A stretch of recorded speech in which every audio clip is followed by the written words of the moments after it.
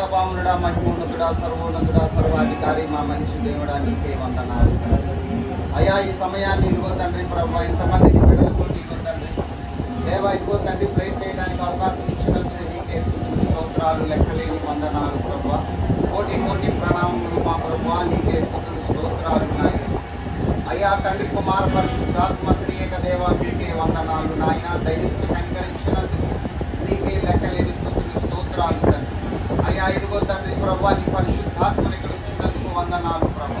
అయ్యా ఇదిగో తండ్రి పాస్టర్ గారిని మీరు వాడుకొని చక్కటి వాక్యముని మీరు అందించినందుకు నీకే లెక్కలేని స్థుతులు స్తోత్రాలు ప్రభు. ఇక్కడ ఎంతమంది బిడ్డలు ఇదిగో తండ్రి నీ వాక్యమని తమ హృదయాలు దాచుకున్నారు లేదో మా భూమి నీవే సమస్తమును బిడ్డలందరినీ మార్చి నడిపించమని నాయన నీకే స్థుతులు స్తోత్రాలు.